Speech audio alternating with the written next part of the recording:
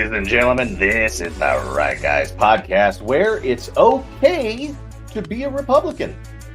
And now your hosts, Josh Hammerling and Max McGuire. Welcome back, Right Guys podcast. Happy Wednesday. How you doing, Josh? I'm good, man. Barring all the weird stuff going on here, life's pretty good out in the political world. Watching things happen. You? Anything new? I tweaked my back. And I never used to be someone who has a bad back. Wrestling my kid. And it wasn't lifting him. It was just the jerk of one way. Oh, it even hurts just doing that. Right. And it makes no sense. And now my back is just going to hurt for a week. Mm-hmm. So, and then last night, my other kid coughed in my mouth, which is great, which means that I'm now on the clock. I know I'm good. I know I can't avoid the sicknesses that come in the house from school, but when you cough directly in my mouth, like that's rough. Yeah. He didn't mean to. It just came out. Young. It just came out. Yeah, but you love it. So that's kind of rough. Woke up this morning at like 3 a.m. Cold sweat. Yeah. Realize we are 3 weeks away from the election. I'm just really apprehensive. Visualizing it. Yeah. 3 weeks. 3 weeks. Damn. And I gotta tell you, I'm excited. Me too. Remember the last time we were kind of in this position? We were just a month away, right? Yeah. It's 2020. Things are looking good. Oh no, we don't talk about 2020. We're taking the JD Vance track. 2024. Now looking back, 2024. Well, I mean, I was excited then. I'm excited now. It was 2020 was rough. It was. And I guess we can talk about something that just happened in Georgia. A judge in Georgia just ruled that the government officials in charge of certifying election results have no choice but to certify them. Now, let me go ahead and share my screen. Clarify that a little bit. What do you mean they've got to certify them? Like if they were... So, must count all the votes and certify results. So, don't want to get all nerdy on people, but the root for certify comes from the Latin of certus, which means to be certain of something. Truth, definitive, right? Mm-hmm. Mm-hmm. Mm-hmm. So when most people read state laws that entrust like county election boards with certifying results, you assume that that's like a fail-safe. Yeah. That if something goes wrong, they can fix it. But what this Georgia judge has ruled is that when the law says they're the ones who will certify, he's saying they have to certify. Whatever gets put in front of them has to be certified, which is logically insane. Yeah. Because to tell someone you have no choice but to be certain that this is accurate seems like it's not only a wide open door for fraud, but also feels like it's the opposite of what they should be doing. That when if they catch something illegitimate, if they catch, oh, wow, this precinct accidentally doubled their results, which would be that you can fix it. Mm-hmm. But what the judge is saying, you have to certify it. So if I get a ham sandwich put in front of me with a wrapper on it and it says vote tallied, I have to certify that vote. I mean, that's how I'm that's how I'm understanding it. Right? I guess. Interesting. It's a little bit. It's not a little bit. It's a lot of bit insane, because I would like to live in a world where when things are proven or suspected to be fraudulent, that the watchdogs can actually fix it, right? And this was something we ran into in Michigan. I think it was either Michigan. Yeah, it was Michigan. The discrepancies at the precinct level. Yeah. Where the precincts were reporting, for example, more votes tallied than voters checked in. Yeah. Yeah, like 110% Yeah. of And voter registration. Yeah. the way the laws and the regulations were set up, and anyone in the comment section can correct me if I'm wrong, I'm pretty sure this was Michigan, was that once the ballots get put into the bag and the zip ties added to it, right? The mistakes can't be cured. Yeah. So unless the precincts themselves cure the mistakes, the actual canvassers who sit above the precincts can't do anything about it, which is a terrible system in a world where the precincts might be committing fraud. Yeah. How would you prove Right? that? Yeah. You can't entrust fixing the results to people who could be in on the fraud. So that was an eye opener to me. You say, whoa, whoa, whoa. Right. Bringing back They Boogeyman of just handed you a 2020. Yeah. bag with more ballots than voters who checked in at the polling place. More votes than voters.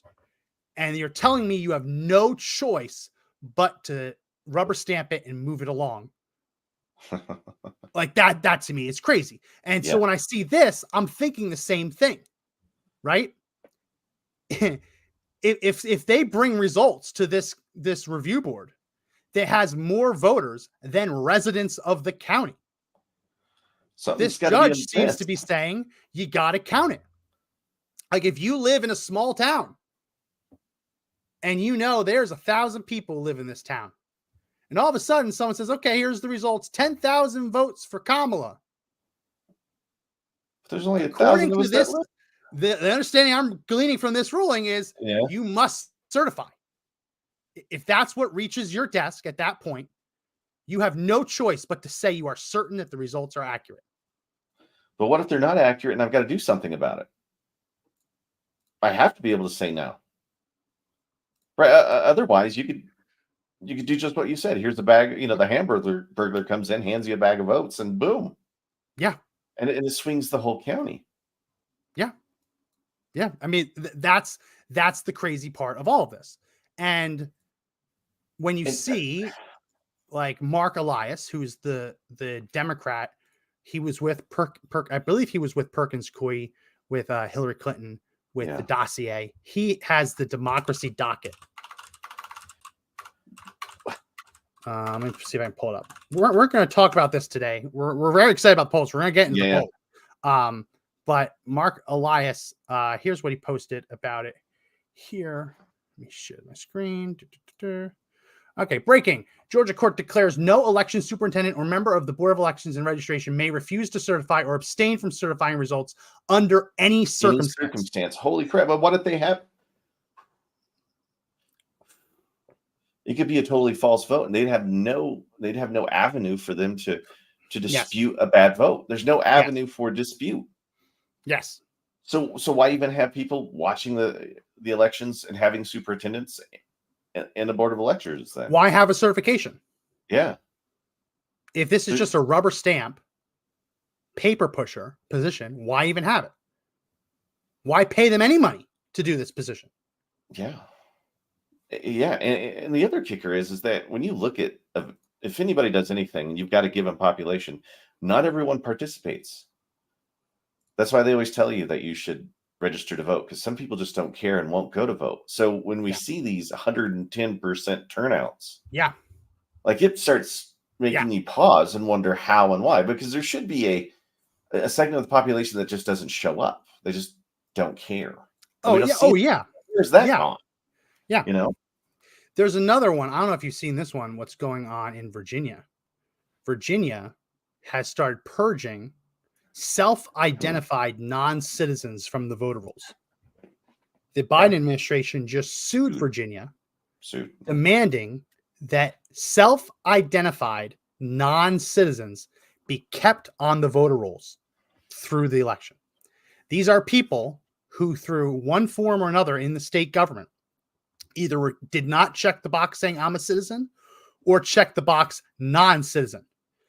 That data was then cross-referenced against voter registration data. The duplicates were identified. The duplicates were reached out to multiple times for a chance to cure it. Say, hey, did you mean to do this? Hey, did you mean to do this?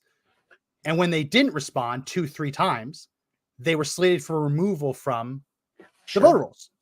Makes sense, actually. Yes. The Biden administration sued to stop that and put them back on the voter rolls. So they want non-citizens voting? Is that what I'm learning here? And that they're okay with it? Plus, is it just like an avenue for them to produce votes, right? I mean, if you were to flood the country with a bunch of people and you gave some of them, but not all of them, the right to vote, you could really, in essence, try to create a turnout that you would claim would look like a normal vote, but you'd be able to flood all these extra ones into it, right? It'd be so easy to pull off at this point. Yeah. So is that what they're doing? Is that what they're counting on, right? Having more votes and voters. You'd never be able to certify an election again. Maybe that's the point. It's pretty wild to have a month before the election, 3 weeks before the election, judges saying no matter what you see, you have to certify it. That doesn't sound like that doesn't give a lot of confidence. No. And for the federal government to be suing, saying you must keep self-identified non-citizens on the voter rolls. That's weird. So we're gonna have to keep an eye on it. Yeah. The numbers that I'm seeing, especially from Virginia is looking surprisingly good for Republicans. It can still change, but Democrats are not turning in as many ballots as they did in 2020. So most of the Democrat vote comes in early. If the Democrats underperform 2020, that and Republicans overperform 2020, that's good news going into the election day. Georgia, early voting in Georgia is looking like it's actually going good. It's only been open for 1-2 days. So you can't really read a lot into it, but based on where votes are coming in, historically, how many votes are being cast in certain areas of Georgia on day one, they are under what they would hope to have gotten on day one. So we'll see. But polls are looking really good, Josh. Polls are looking really good for Trump. Especially that big blue wall that's been up for a long, long, long time. Suddenly, I think they realize that Harris is anti-union, anti-worker, anti-manufacturing, anti-energy, anti-low prices, genital mutilation of their children in high schools, right? Like that's what they're starting to learn. Did you see Trump yesterday was at the where was he at? The Chicago.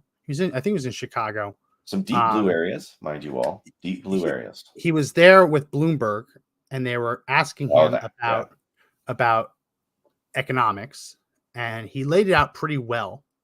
But he had, I'm gonna see if I can get a clip, talking about his tariffs. Something that people don't understand is the tariffs are a threat, right? I'm gonna do this unless you do.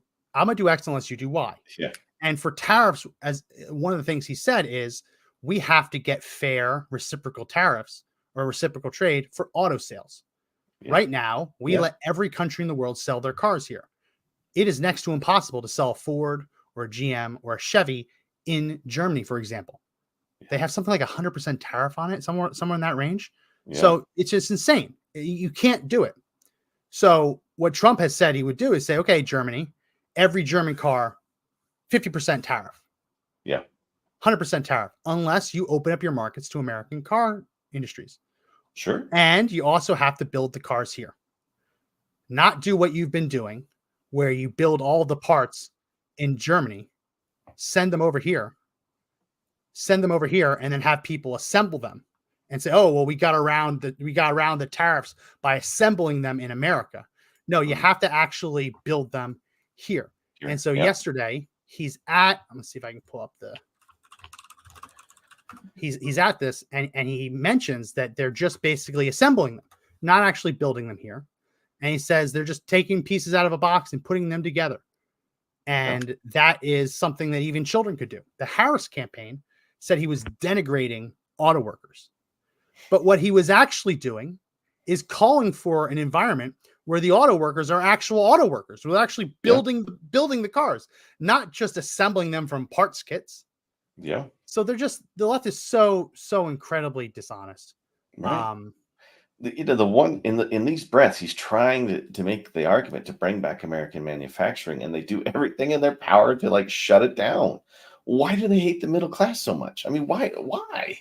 Yeah. It's the heart of it's been the heart of the Democrats for the past 40 years, right? All those blue collar union workers. Yeah. And it shows you how desperate they are, right? Even when he's saying something that makes sense economically, they're still trying to spin it into some sort of hatred and vitriol. I Yeah. don't think that's sticking like it used to, right? I just don't think they see Donald Trump as being the one who's the danger anymore. Yeah. I Yeah. think they're starting to see through this, right? Here's 19 days to go. here's the actual post from Kamala HQ. I hope people are seeing through this. Trump belittles auto workers. What he was actually calling for was for more of the manufacturing process to happen in America, so that all those jobs would still exist, but you'd also be casting the metal parts, right? Yeah. Be forming the plastic parts, Making right? the batteries. Making steel. everything here. Yeah. He's not saying that the auto worker jobs aren't good, but you have to expand it to have more jobs here. Yeah. So they're just so incredibly dishonest. And before we get into the polls, I think one of the stunning developments, we've talked on this podcast about how the crime data was incomplete, about how the Biden administration changed the process in which police departments report their crime data to the FBI. Wow. And because of that, 2021, 2022, 2023, not all of the police departments have been reporting their data. And just so you know, the two biggest police departments that weren't submitting their data were New York City, NYPD, and Los Angeles, LAPD. Yeah. So any crime, any violent crime that was committed in Los Angeles or New York was not in the data. So the Democrats were running around saying, oh, look, violent crime is down. See, violent crime is down, right? Well, yeah, violent crime is down when you make it impossible for the police departments to add their crime data to the data sets.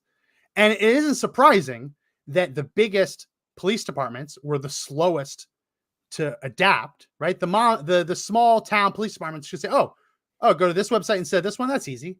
The big police departments say, okay, well, we're going to need to hire someone to do this now. We're going to need to talk to the union. We're going to need to set up a desk for them. It's like turning a battleship. Yeah. Takes a while.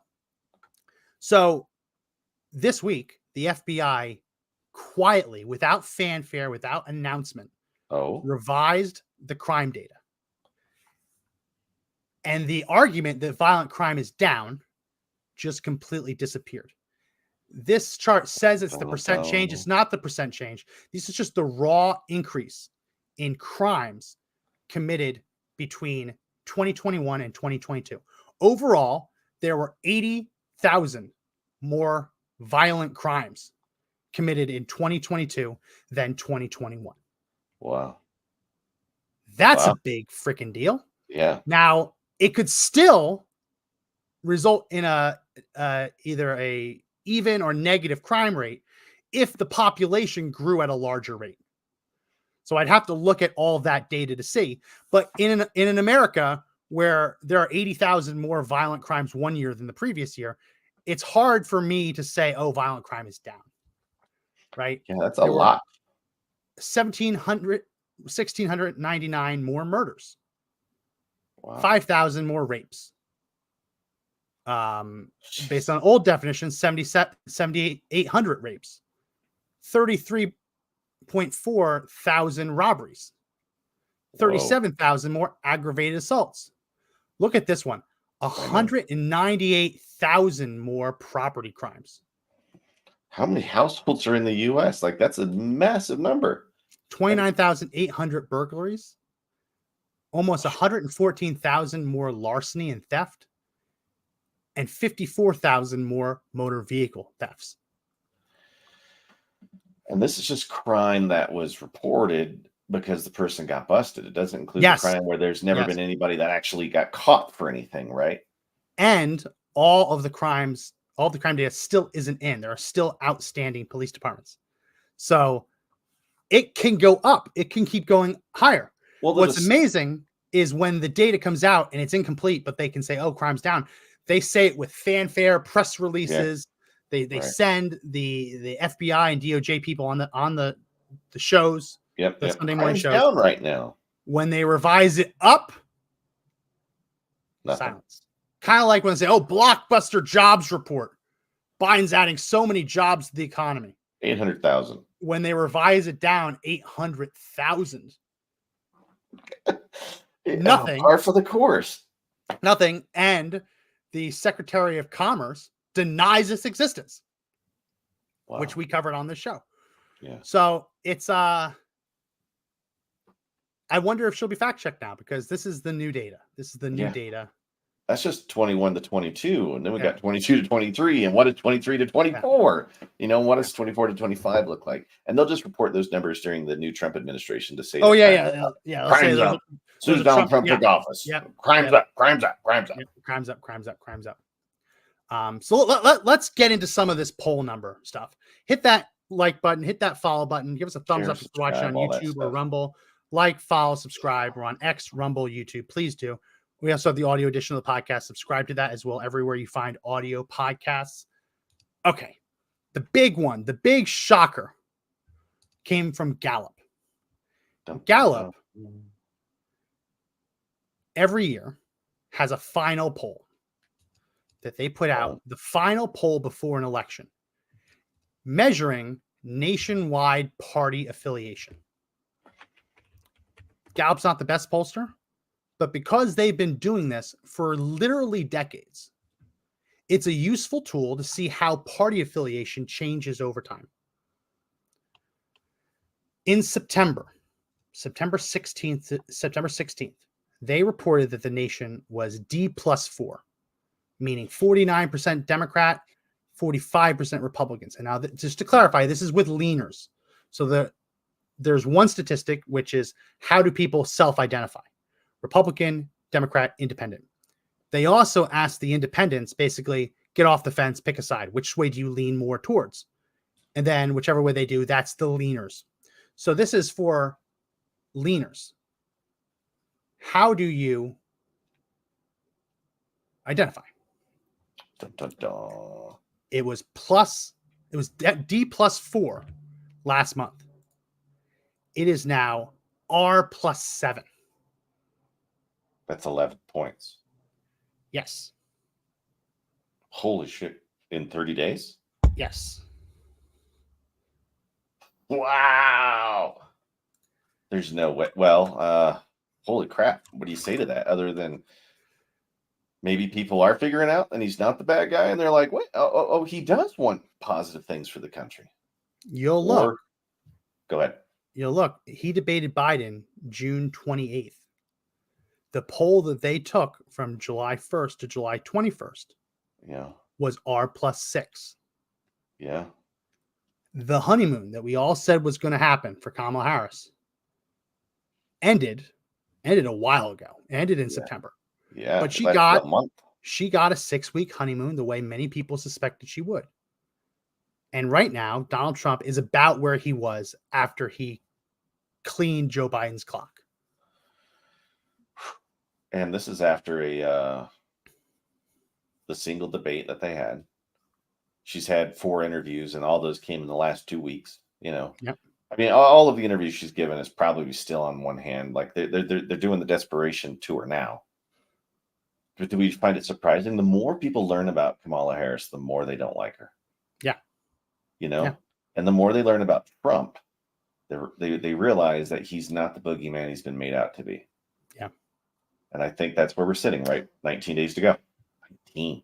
Is it 19? I thought it was more than that. I just had it up. The ticker is 19 days, 10 hours, 33 minutes, 48 seconds. Oh, so it's less than. Oh, yeah. It's 19 days to go. Oh, you know what it is? I'm watching podcasts that were recorded over the weekend. So the podcasts are all coming out yesterday, say 23 days, 19 days, less than 3 weeks. Wow. So R+7 nationwide is a really incredible number because California, Illinois, New York have huge Democrat populations and they're not swing states, right? So it's baked in. Those are baked in. So to beat R+7 nationwide, it's just a snapshot. It's a 1.5 week snapshot, but this is probably the last one they're going to do before the election. Let's see. Was the last one they did before? Oh, I don't have that screenshot. I mean, do we find it surprising that Donald Trump's in deep blue states now? He's in deep blue counties. Yeah. It makes sense on the road why he's going to those places, because the gaming says he should, right? Yeah. We'll see what happens. Here's a Marquette poll that just came out. Marquette is not a Trump outfit, right? This is a left-leaning university polling outfit. Two-way, no one else on the ballot. They have Trump tied with Kamala Harris. Which is incredible. 50-50, which is a very non-controversial result. But their last poll, conducted on August 1st, was Harris +4. I'm guessing that, they've gotten polls with results they haven't liked, so they just keep running a poll, or they figure out a way to put the polls out there that are at least favorable, and the best they could do is a 50-50. Like, that's when things are going bad. Yeah. It was you mentioning that Clinton was up about 4%, or Biden was up 4% nationally. Remember, he was up 4 nationally right before the election, and he won with it. On this day in history, the Real Clear Politics average of polls had Joe Biden up 8.9%. Wow. On this day in history in 2016, had Clinton up 5.5%. On this day this year, Harris is up 1.7% in the RCP average of polls. So if a Clinton 5.5 up translates to a Trump victory, a Harris up 1.7, not good. No, for her, especially from her camp. Great for us. And we're going to see more of her. Are we going to see more or less of her for 19 days to go? Has the Fox interview dropped yet? I don't know. It's supposed to come out today. I think it's tonight. So there's that on the horizon before the end of the election here. And I mean, I hope Fox does a good job of being neutral, maybe in part. I hope they do a good interview. Not the questioner I'd want, but you get what you get. Brett Baer. The other rumbling, I want to get your take on this. The other rumbling is that Kamala Harris might do Joe Rogan. Now, Donald Trump has said he's doing Joe Rogan. Elon Musk is saying it'll happen. Joe Rogan has started putting it out to people. Hey, should we have Trump on? That sounds like that's going to happen. Yeah. For Kamala Harris to do Joe Rogan is the ultimate sign of desperation. Because he's not going to pull punches. Like, the one person that's going to ask her questions that are going to suck for her would be Joe Rogan. Because he would say things like, look, he would start showing the videos of the border where stuff's going horribly wrong and say, what's going on with this? Right? Yeah. You just tell me what's going on with this. Or how about he was an RFK guy? How about RFK Jr. was running and your party refused to hold debates so that he couldn't get any exposure because they said Joe Biden was the man. The minute he flatlined, that you replaced Joe Biden with no debates. How is that fair? How is that democratic? That's a question that he would ask because he was an RFK Jr. guy. Oh, yeah. And that's something that Kamala Harris has never been forced to answer. She's never actually been forced to answer. Yeah. How is it democracy to install you who never got a primary vote ever? Donald Trump received more primary votes in the Democrat primary than she did. He got like 1,900 Democrat primary votes. Yeah. She got 0. Goose egg. Donald Trump has a more legitimate claim to the Democrat mantle than she does. You bet. And yeah. It also shows you that what can they show of her that's left, right? I mean, what are they really going to put out when you're on Rogan? I mean, what is she going to give us that we haven't already seen? It's got to be a bad idea. If I'm her team, I'm saying, let's not even do this. Let's just ride it out. 2 to 3 hour long form interview where you have no control over the questions. whatsoever. Donald They Trump's could, going to sip on sodas and have a good time. even if she gave what she wanted to talk about, she'd only have an hour. Yeah. What happens in hour 2? What happens in hour 3? The thing about Joe Rogan interviews is that the first hour typically goes about how the guest expects it, right? Mhm. If he has a guest on that is an expert in a certain field, the first hour the guest gets very comfortable, right? And this often the case. He'll bring on an archaeologist, he'll bring on a scientist, a botanist, and the first hour is really just kind of like talking about the things that make sense. Hour 2, the conversation starts shifting a little bit. Yeah. Hour 3, completely in a different direction.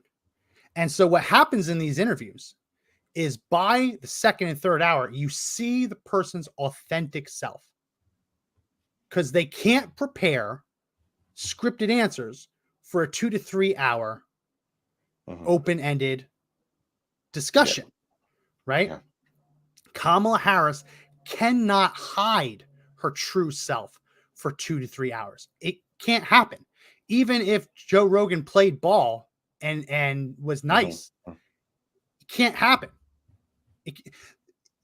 He's going to ask her.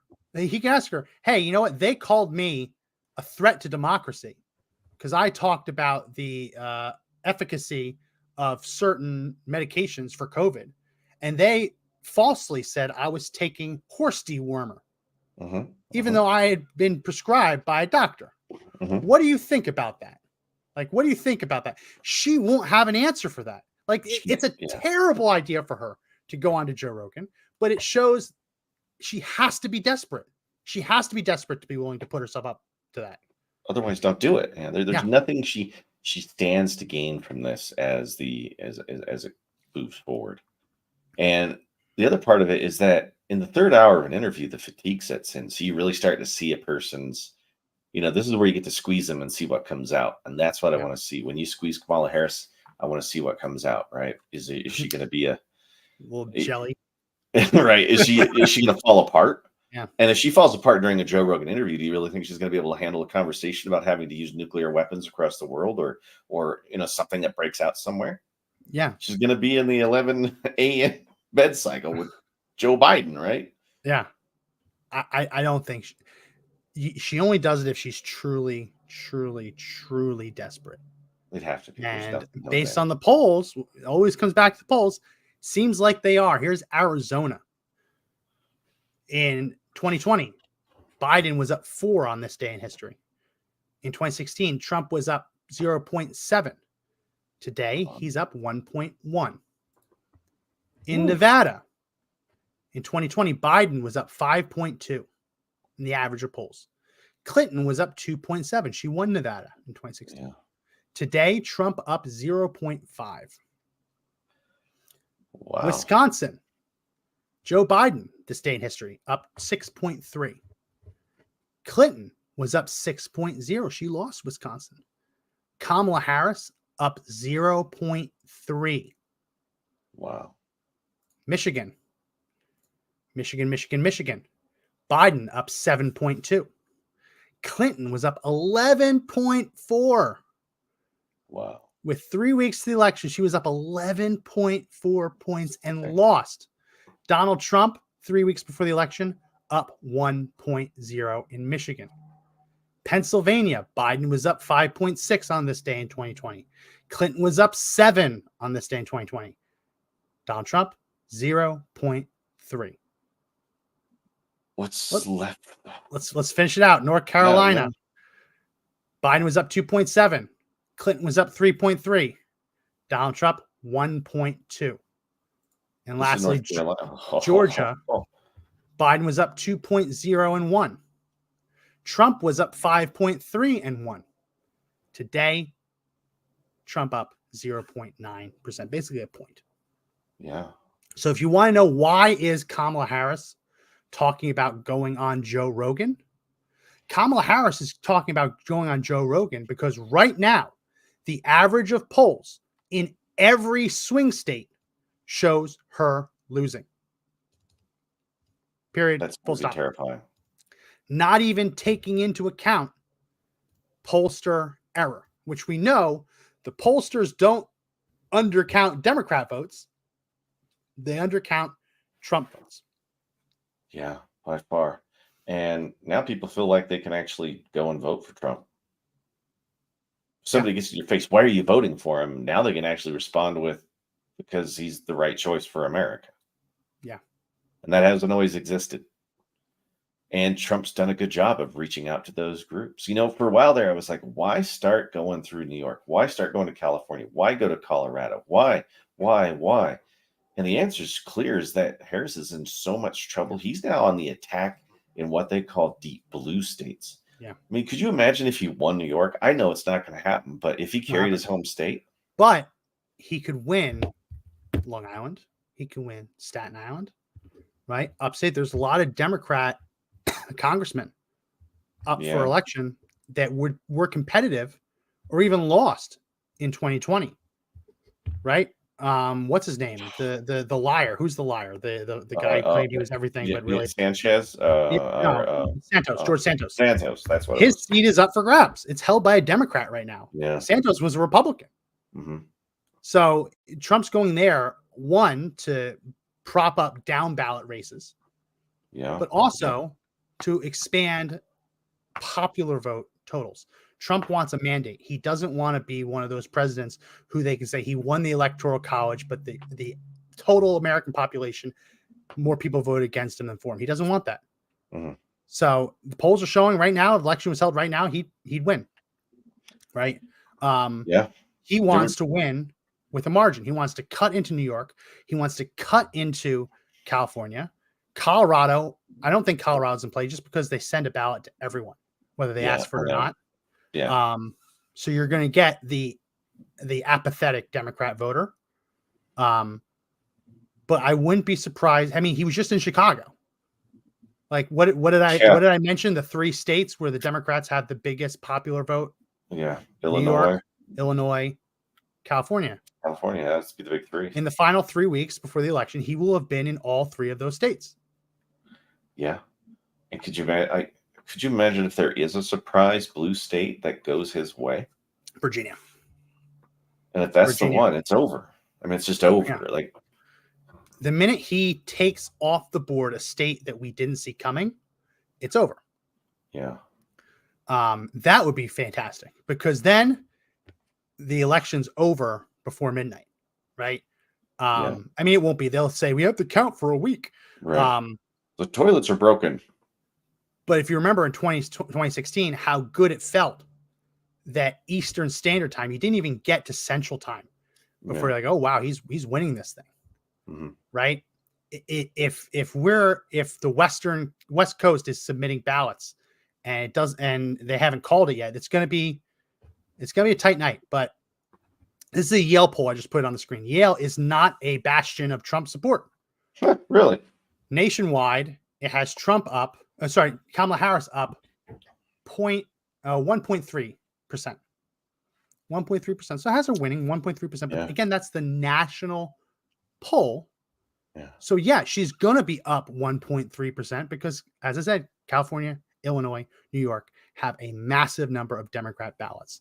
But what's really interesting is you look at the cross sections. Look at the cross sections. So all voters, she's 46.9% to his 45.6. But this 45 to 64, this age group of we're going to be retiring sooner rather than later, and we our money now. Yeah.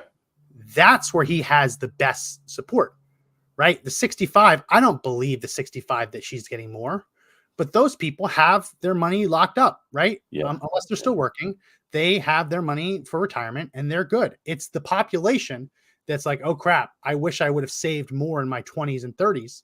Yep. I want to retire in the next 20 years. I need to make my money now. Who's going to help me make my money now? It's going to be Trump, right? Look at this. The male, I think this is undercounted. White, he's getting 52%, but look at this black vote, 19.8%. And was that always right around 6? I think that the CNN exit poll, grain of salt, for 2020, I believe that had him at 12. Okay. So even Yale is showing a 7% increase. That's right around where it should be. It should call it, right? Yeah. But the way they weighted everything, it's still showing a Democrat plus 1.3. Which one was this one in? This one, I forget which one. Michigan. This was a Michigan poll saying it's dead even, but it's dead even when you ask people if they're supporting RFK Jr. He doesn't want people's vote. His name is still on the ballot. He's spending a lot of time in Michigan telling his voters, do not vote for me, vote for Trump. But the pollsters still ask, are you voting for him?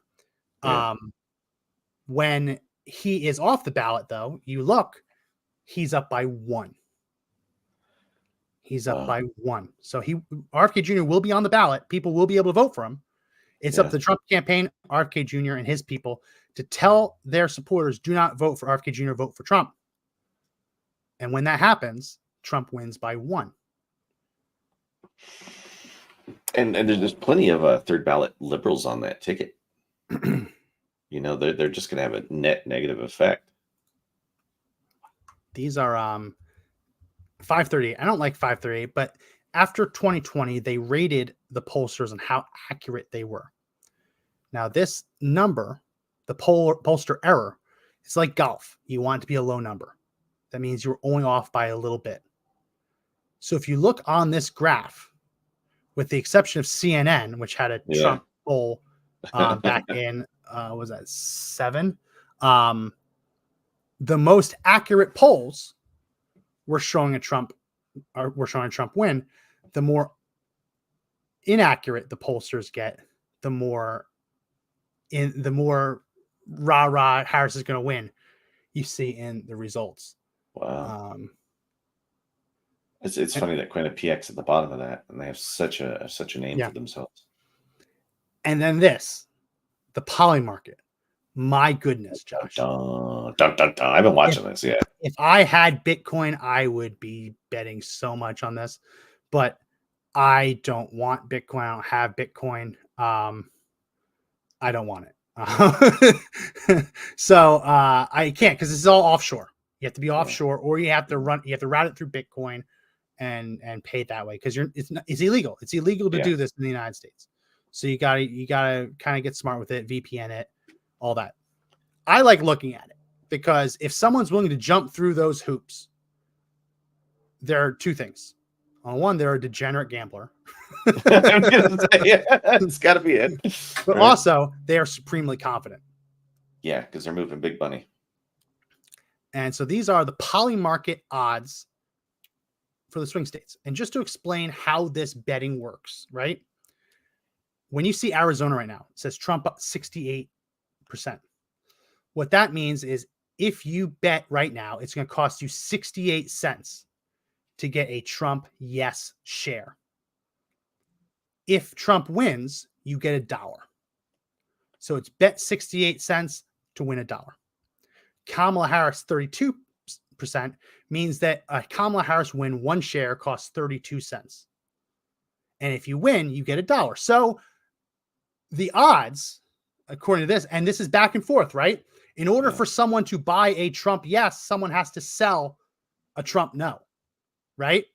So it requires the buying and selling of each way. So as Trump goes up, it doesn't just mean that people are bullish on Trump. They're like, oh man, Trump's going to win. It also means the people holding the Kamala Harris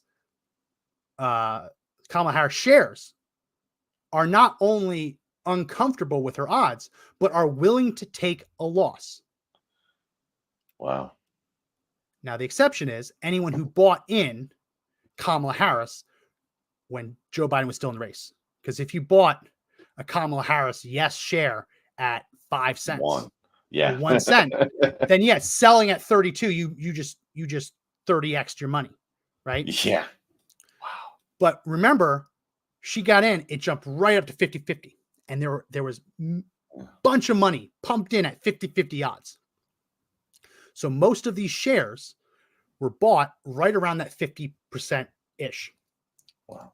So to see Donald Trump jump to 68% in Arizona, Kamala Harris dropped to 32%, it doesn't just mean that people think Donald Trump's going to win. It also means that people who hold those Kamala Harris shares are running from their shares, are running from it.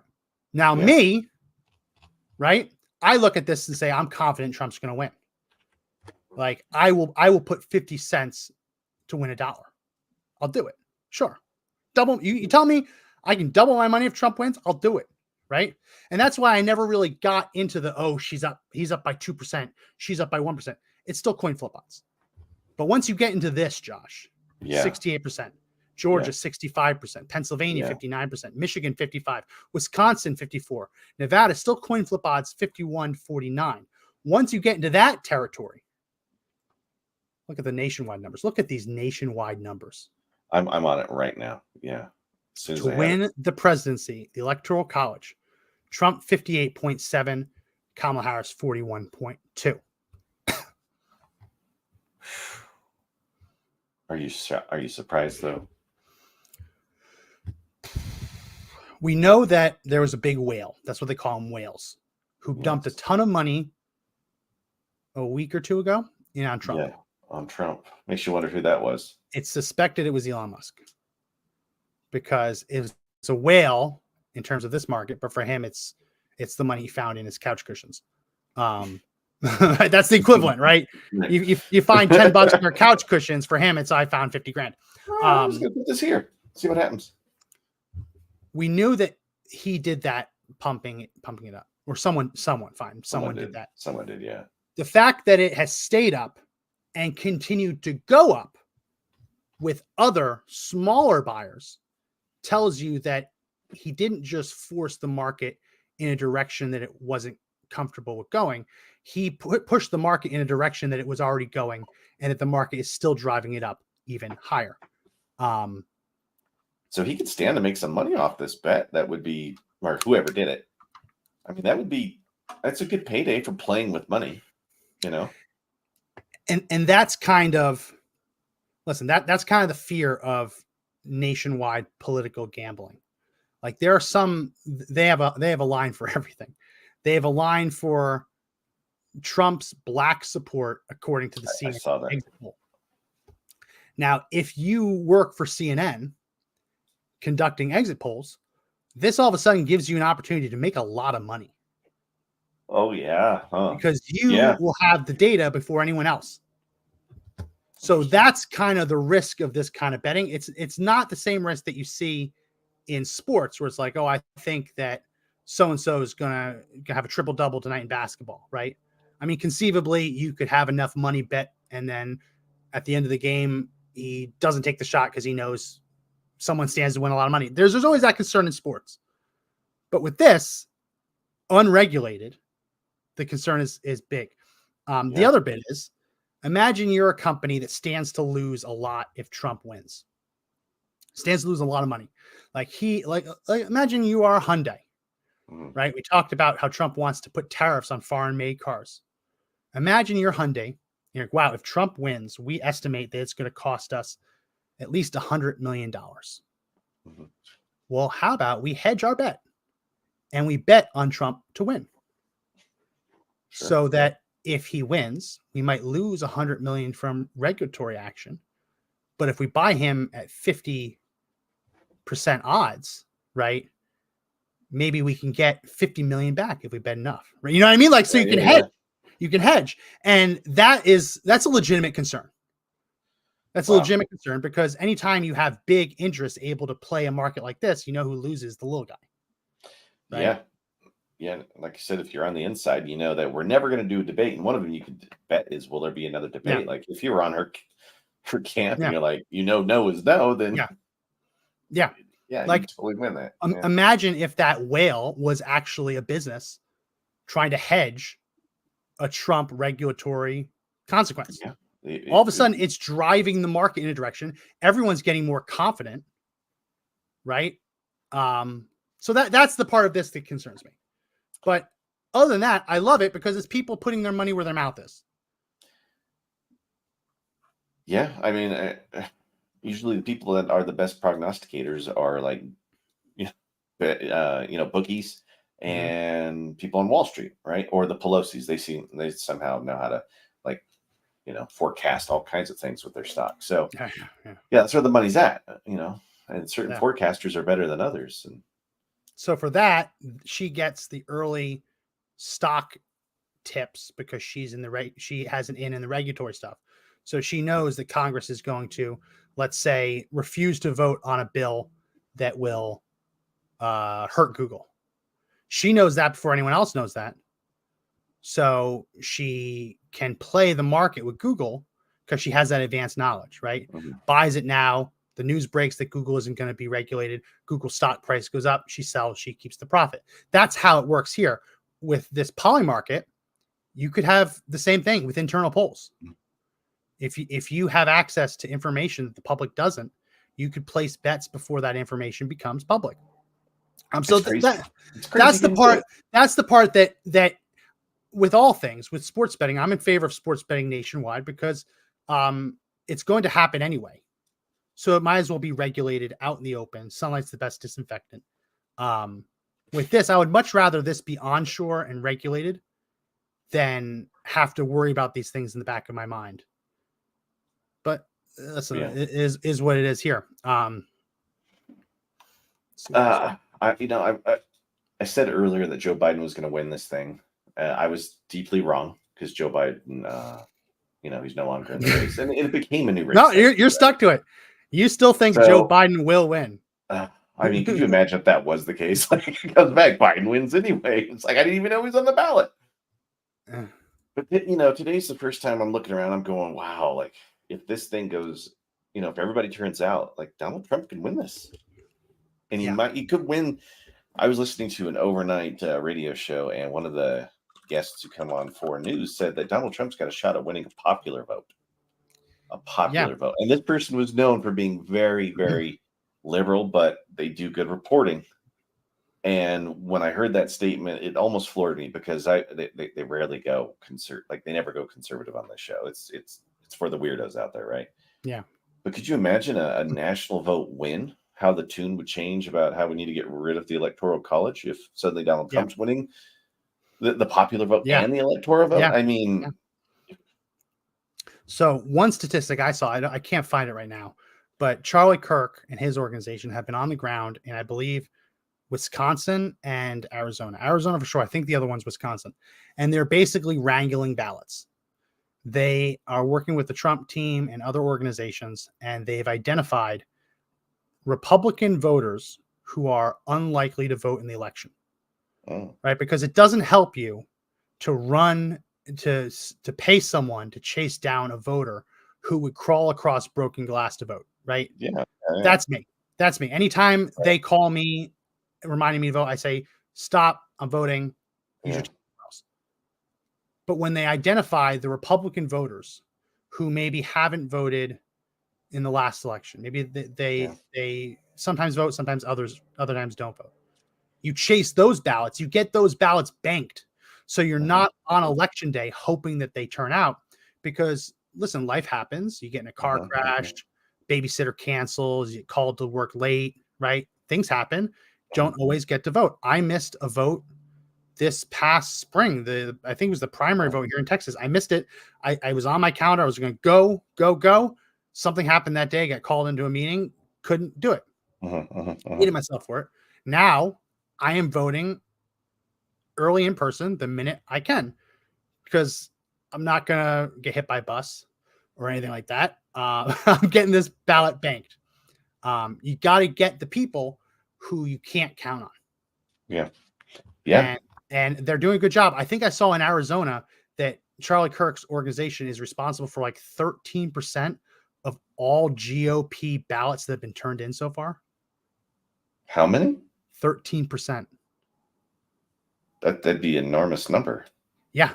That's huge. Compare. So if they are getting people who wouldn't have turned them in anyway, that's fantastic. If they're just getting the people that were going to turn them in anyway, then okay, you're helping, but it's not as groundbreaking. But they're saying that they're going after low propensity voters who Trump wins like 2 to 1. Low propensity Wow. voters. Yeah. Wow, that would be Oh. monstrous. It would be. Well, let me show you this poll. This poll made me laugh. Marist, you're going to see this a lot on social media because they love Marist, because Marist has Harris up 5. Last poll, Harris +2. The last poll from Marist had Trump winning, I think, 34 or 39% of the black vote. So they manipulated the something somewhere, the data to still make it look like a Harris win. But I want to show this little snippet from Marist. Trump 54 leads Harris 44 among independents who are likely to vote. Wow. Any other year, whoa, that would be done, right? If you're Yeah. saying someone's winning independents by 10 points, it should be over. But we don't live in the 2008, 2012 world anymore. We live in a world where the Democrat Party, and now to play by the rules, win by the rules, right? Republican Party too, are chasing ballots. Yeah. So when you measure the independents who are likely to vote, Trump is up 10, according to Marist. Marist had Harris at +5. How do you get +5? If you bank on the fact that independents and Democrats who are unlikely to vote are still going to have their ballots cast because someone else is going to do 99% of the work for them. You see? Yeah. So Wild. Democrats are going crazy about this poll. I see this and I say, in a world where there isn't cheating, in a world where only people who vote are the people who want to vote, this says Trump wins.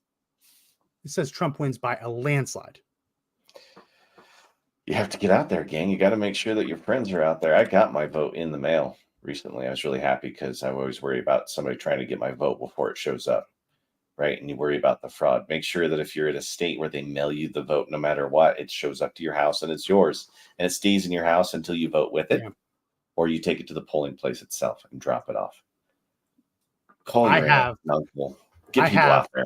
Now 3 elections in a row, reached out to my county I lived in New Jersey and said, I'm on the voter rolls. I shouldn't be. Take me off.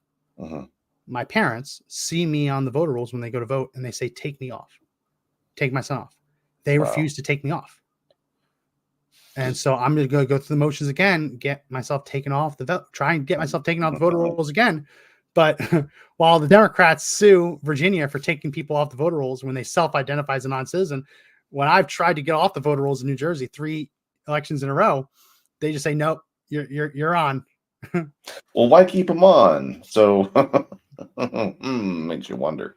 You want to talk about unlikely voters. I don't know if you saw this, but this week, the family of Jimmy Carter announced that he proudly cast a ballot for Kamala Harris and said that it was his dying wish, because he doesn't have much time left. The way his family has said it to the media is that he is praying he lives long enough to cast a ballot for Kamala Harris. A week ago, 2 weeks ago, they rolled him out for his birthday celebration. I saw a poor guy. And I want to ask you, does this look like the person who just cast a ballot? At first, I thought this was not real because I was like, oh my gosh, this poor person looks like they're on death's door. They can't even move. And then I was like, oh my gosh, this is Carter. And he's in hospice, gang. Like, I'd have my doubts this is a person that can stand right now, let alone fill out a ballot.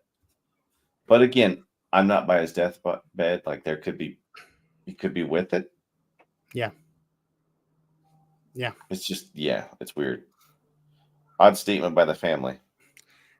I saw another video of someone with a grandmother, great grandmother, and very obviously, they have some kind of dementia, and they're videoing her, and she's not really with it. And they say, "Mom, do you want to vote for the first Black woman ever?" And she's like, yeah, that sounds good. And they fill it out for her. Done. Wow. Like that's the kind of thing among likely voters. Even the Marist poll that had Kamala Harris up 5 says Donald Trump is leading by 10 points among independents who are likely to vote, which is 6 points better than the last time they polled. Mm-hmm. Trump is winning with likely votes. The Democrats are counting for a surge in unlikely votes. I've long said those are ballots, not voters. Yeah. But that's a different argument. What Trump is doing, he's saying, okay, I'm going to do the same. We're going to track down the unlikely to vote people and try and bank their ballots too. Yeah. I mean, they created the game. Now you got to play by it. Those are the rules. Yeah. Oh my gosh, man. 19 days it's starting to really ramp up. Yeah. You start to feel the energy. It's also kind of scary because I worry that this election's, no matter which way it breaks, somebody's going to get angry. And I hope that nobody does anything stupid. Like, that's my biggest fear. I wonder if maybe the people who've been taught to think that this is an existential election, that if one side wins, the other side will cease to exist. You see, Kamala Harris says that Trump is going to put the military after Americans. Like, no, what he's talked about is invoking martial law when there's rioting and looting. They interpret it as, oh, he's going to use the military to kill Americans. It's insane. But again, they're trying to drum up this fear because it's all they have. They're losing badly. They know they're losing badly. They're scared. And before we go, I got to play this clip. I'm sure you saw it with Joe Biden yesterday. The Biden White House has long said he is not inserting himself into Donald Trump's criminal cases because actually it's very bad for the president to do that, just objectively, but also it can actually derail them if there is perceived to be such bias to call the entire prosecution into doubt. Here he was at a Kamala Harris campaign event yesterday saying he's excited for Donald Trump's sentencing. Same guy. There's 3 other major cases waiting for him when he loses. And by the way, 34 felonies. So far, he hadn't got sentenced. He got the sentence kicked back, but I want to watch that sentence. Look, Donald Trump's not running for you. He's running for himself. I think he's running status. Good Lord. The 3 criminal cases that they have waiting for Trump are from his administration. I know, his DOJ. Oh my God. And the Fannie Willis, I guess, technically, but 2 of the 3 are his DOJ. Wow. So here he is at a Kamala Harris event saying, oh, Trump's got prosecutions waiting for him. They're his administration. I mean, if I'm Trump's lawyer, I am marching into the judge's chambers, respectfully, with this clip saying, Your Honor, the president of the United States, whose administration is guiding this prosecution, funding this prosecution, just to applause and laughter, said he is excited for Donald Trump to go to prison. Yeah, on essentially the campaign trail. And that he's got cases waiting for him. Your Honor, this is nakedly political. That's the first thing I would be doing right now. Yeah. I'm flabbergasted by this one. I mean, and it's not like when the president talks, it's a small audience. No. You know what I mean? It's right. He's using the bully pulpit to put this out. No wonder people freak out thinking that he is an existential crisis and they're going to go after him. So if you vote for me, we're going after Trump. I mean, the dovetailing for that is just crazy. Go after Trump, jail him. But yeah, you'd have to throw out every case that was brought by the DOJ. It's just crazy, man. Yeah. We'll see. Less than 3 weeks. Get excited. Vote early. Yeah. Vote in person if you can. Vote early. I believe here in Texas, I think early voting starts the 25th. But you check your regular polling place probably won't be your early voting polling place. Check where it is. Even if you are going to crawl over broken glass to vote for Trump, like I am, get it out of the way. Yeah. Get it out of the way. Vote. Bank it. Spend your time telling other people to go vote and bank it. Yes. Then that's how you should be doing it. Spend election day getting other people to vote. Yeah. You don't have to worry about you voting. Get other people to vote. That's my advice. I'm doing that on the 25th. I'm dragging my wife. She doesn't know it yet. I'll say we're going to lunch and we're going to the polling place. And Sucker. yeah, but that's what you got to do. I highly recommend it. If you don't trust the mail, don't trust the postal service, it's fine. If you have early vote, in-person voting, do it. Just bank it, get it over with, and spend election day getting other votes. Well, that's it for this podcast. If you like it, subscribe. Lots more people watching the podcast lately. Got to subscribe. Watching on Twitter, X, follow the account that this is on, my account. If you're watching on YouTube or Rumble, like, follow, subscribe. Give us a thumbs up. Comment, and share it. Share it so we can reach more people. And subscribe to the audio podcast. If you like audio podcasts, we try and make this as audio friendly as possible so you can listen on your commute as you're driving to work. It's a good listen. So subscribe everywhere you can find audio podcasts. That's Apple Podcasts, Spotify, Pandora, iHeartRadio, TuneIn, Audible, Podbean, all great places. Find them. That's it. That's it for this edition. My name is Max McGuire. I'm Josh Hammerling. Remember, everyone, the fight to take back our country is not over yet, but the only way we win is if we all stand and fight together. See you next time. See ya.